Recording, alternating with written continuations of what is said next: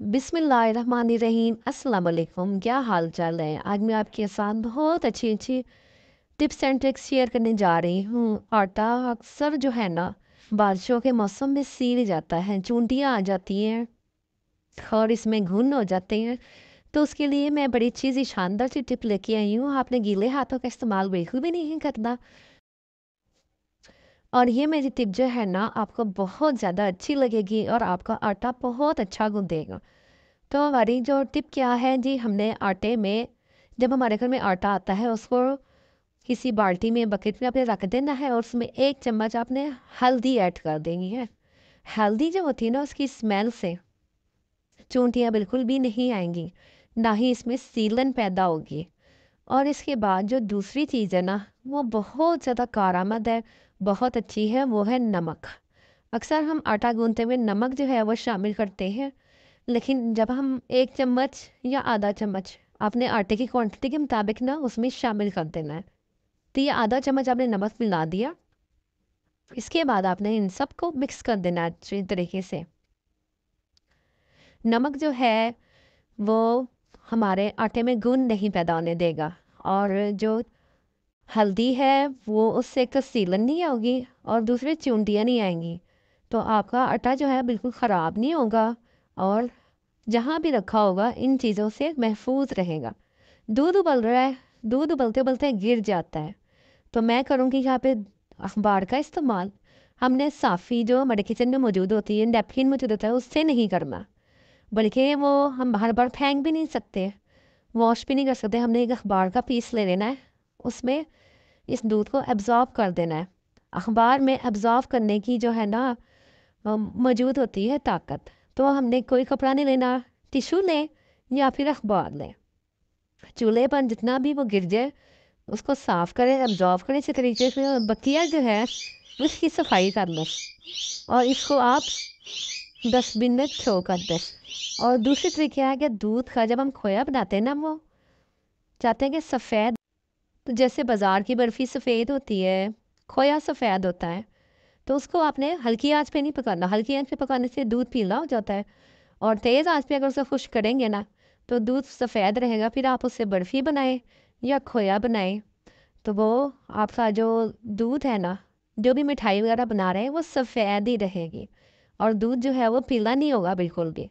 हमारी next tip क्या है कि ग्लासेस होते हैं घरों में, और हर घर में कोई ना कोई एक इंसान होता है, 2 इंसान होते हैं कि वो ग्लासेस लगवाते हैं, और कभी खाना पकाते हुए छींटे पड़ जाती हैं, कभी नीचे गिर जाता है, या कभी चाय पीते हुए इसमें जो है ना वो स्टीम चली जाती है।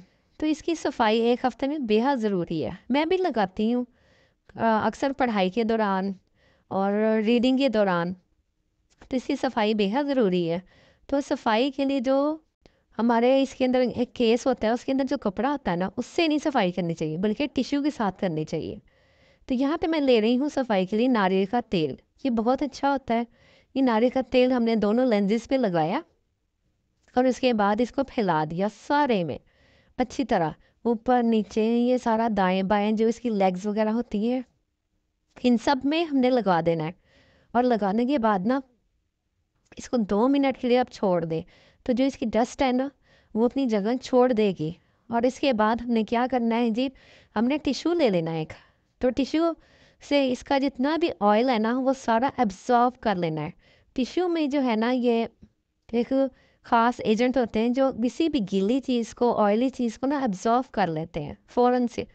तो अगर हम उस कपड़े से साफ़ करेंगे जो हमारे केस के अंदर होता है, हैंड ग्लासेस केस जो होता है, ग्लासेस बॉक्स होता है, तो वो फिर कपड़ा जो होगा वो ख़राब हो जाएगा।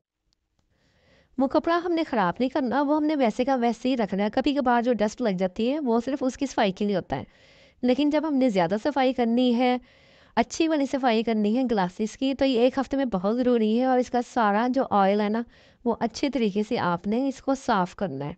और जब आपकी दिल की तसल्ली हो जाए कि जी अब ये मेरा जो है ऑयल अच्छी तरह इसमें साफ़ हो चुका है, इसके सारे हैंडल, इसके लॉक, इसकी जो कोने, इसके जो होते हैं कानों के पास लगाते हैं, लूप्स वगैरह बने होते हैं, इनको अच्छी तरह आपने सफाई करनी है।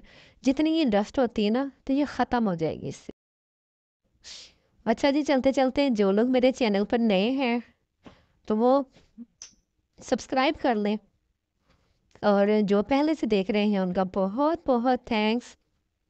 तो यहाँ पर जो मेरे ग्लासेस है वो बिल्कुल नीट क्लीन हो चुके हैं, और इसमें से जो मैंने रुमाल निकला है अब उसको इसमें कवर कर दूंगी, और कवर करने के बाद फिर मैंने इसको इसमें लपेट के रख देना है। और कोशिश करेंगे जब आप किसी ग्लासेस को रखें तो वो जो शीशे वाला हिस्सा है ना वो नीचे की तरफ होना चाहिए।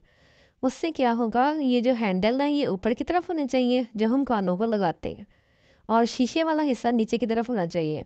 तो ये आपकी जो ग्लासेस हैं वो डैमेज बिल्कुल भी नहीं होंगे। और हमारा जो ऊपर वाला केस है इसकी भी सफाई बेहद ज़रूरी है। इसमें भी हल्का सा जिस आपने नारियल वाले जो टिश्यू पेपर रखे हुए हैं ना उन्हीं से इसकी सफाई कर लें आप, तो ये भी नीट क्लीन हो जाएगा। तो ये एक हफ्ते में अगर थोड़ा सा आधा घंटा अगर हम इसको दे देंगे तो ये हमारे लॉन्ग लास्टिंग जो है ना हमारे ग्लासेस वगैरह रहेंगे, देर तक ये महफूज रहेंगे और हमें बदलने नहीं पड़ेंगे। अच्छा, नेक्स्ट टिप क्या है, यहाँ पे मैं बहुत अच्छी सी रेमेडी आपको बताने जा रही हूँ। यहाँ पे मैंने एक दिया टाइप चीज़ ले ली है, साबुन लिया है और ग्रेटर लिया है। इन तीन चीज़ों से इतनी कमाल की रेमेडी बनने वाली है ना कि आप खुद सोच के हैरान रह जाएंगे। आपने वीडियो को पूरा देखना है, स्किप नहीं करना। फिर क्या होता है कि आप लोगों को रेमेडी की समझ ही नहीं आती, फिर आप लोग कहते हैं कि जी काम नहीं किया रेमेडी ने, जबकि खुद थोड़ी सी मिस्टेक हो जाती है। तो ये आपने अपने घर में मिट्टी के बर्तन होते हैं या आपके पास कोई भी पुराने से कोई वो डिस्पोजेबल अगर पड़ी हुई हो तो वो ले सकते हैं। कोई ज़रूरी नहीं कि आप मिट्टी के ही बर्तन लें, लेकिन ये ज़रा सही रहते हैं, छोटी छोटी होती हैं, स्पेस नहीं घेर लेती ये चीज़ें। तो ये हमारा मतलब काम हो जाता है। अब यहाँ पे ये साबुन आपने कोई सा भी ले लेना है, आप फेस वॉश करने वाला ले लें, हैंड वॉश करने वाला ले लें, कपड़े धोने वाला ले लें, कोई सा भी लेंगे। और ग्रेटर आपने करना है इसको, इसका बारीक बारीक ना आपने चूड़ा सा बना लेना है। और चूड़ा आपने इतना बनाना है कि इन तीनों जो है ना, तीन चार जितनी भी आपने बनानी है ना, ये कटोरियाँ सी, उसमें ना आपने कोलियाँ सी जो बनानी है उसमें ये पूरा आ जाए चूड़ा। अब ये बिल्कुल बारीक मैश हो चुका है, ग्रेट हो चुका है। और मुझे तो क्योंकि बस थोड़ा सा ही चाहिए, मैंने तीन में डिवाइड करना है। तो आपने अपने हिसाब से मतलब आपको जितनी ज़रूरत है ना आपने उतना इसको मैश करना है, ग्रेट करना है।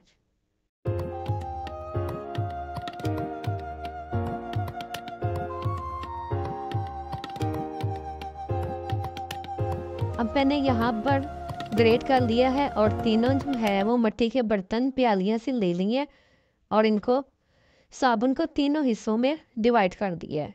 और डिवाइड हमने बराबर करना है। अब आप सोच रहे होंगे कि ये आखिर हमारे किस काम आएगी, तो ये मैं आपको आगे चल के बताती हूँ कि ये हमारे बहुत फ़ायदा देने वाली है। अक्सर घरों में इसकी वजह से बहुत ही परेशानी बनी हुई है और उनका मसला हल नहीं हो रहा, लेकिन ये मसला आपका एक रात में ही हल हो जाएगा, बल्कि चंद घंटों में ही मसला हल हो जाएगा। अब आपने लेनी है मिर्चें। किचन में सबके घरों में मिर्चें मौजूद होती हैं, साबुन हर घर में मौजूद होता है। इसमें आपका कोई पैसा नहीं खर्च होने वाला, कोई आपके यानी कि टाइम ज़ाया नहीं होगा, टाइम सेविंग है और नो कॉस्ट ये रेमेडी है। अब मैंने थोड़ी सी मिर्च ले ली है, तो थोड़ी थोड़ी चम्मच का चौथाई हिस्सा जो है ना आपने इन तीनों प्यालियों में डाल देना है। और तीनों प्यालियों में डालने के बाद आपने इसको चम्मच के पिछले हिस्से के साथ मिक्स कर देना है।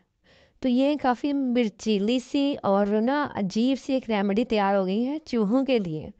तो आपने इनको उन उन जगहों पर सेव करना है, नीचे वहाँ पे रखना है, जैसे सोफ़े के नीचे रख दें, किचन में जहाँ पे आपका राशन रखा हुआ है ना वहाँ पे ये रख दें, लेकिन बच्चों की पहुँच से दूर रखना है आपने। और सोफ़े के नीचे रख दिया, और जहाँ जहाँ आपको सही लगता है ना वहाँ वहाँ ये आपने काम कर लेना है।